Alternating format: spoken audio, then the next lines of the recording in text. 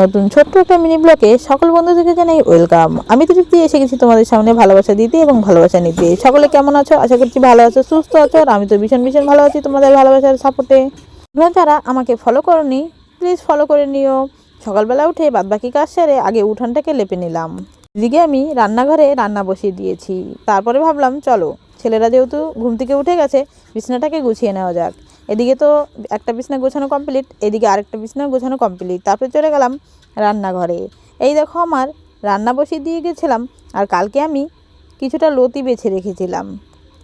আর একটা সবজিতে তো ভাত খাওয়াই হবে না, তাই ভাবলাম আরেকটা কী করি। এদিকে আমি ঝিঙ্গাগুলোকে ভালো করে কেটে নিয়ে কুচি কুচি করে নিচ্ছি।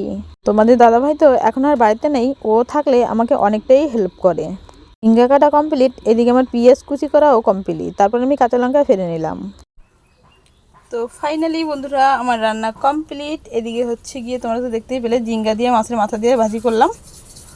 মানে ভাজিটা হয়তো তোমাদেরকে দেখায়নি।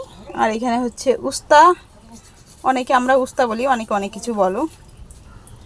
আর এখানে হচ্ছে কচুর লতি দিয়ে মাছ দিয়ে। রান্না বাড়া কমপ্লিট করে স্নান করে পূজার জন্য ফুল তুলে নেব।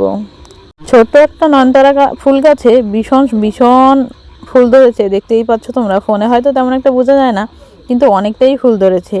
এক এক করে যত পদের ফুল আছে আমার বাড়িতে আমি সবই তুলে নেব। নয়নতারা ফুল আমার সেরা কমপ্লিট। এখন আমি কিছুটা সাদা ফুল তুলে নেব। সাদা ফুল তুলে নেওয়ার পরে ওইদিকে আমার একটা জবা ফুল গাছ আছে, ভীষণ সুন্দর ছোট্ট একটা গাছে ফুল ফুটেছে। যাই হোক, মন ভরলো না ফুল নিয়ে, ভাবলাম চলো বাইরে যাওয়া যাক। এই দেখো এই গাছটা অনেক বড়, তাই আমি হাতে পেলাম না, ছিঁড়তে পারলাম না, নিচ থেকেই ছিঁড়ে নিচ্ছি। এদিকে এসে দেখছি আমার কাঠগোলাপ গাছে সুন্দর একটা কাঠগোলাপ হয়েছে। এদিকে আমার পুজো দেওয়া কমপ্লিট।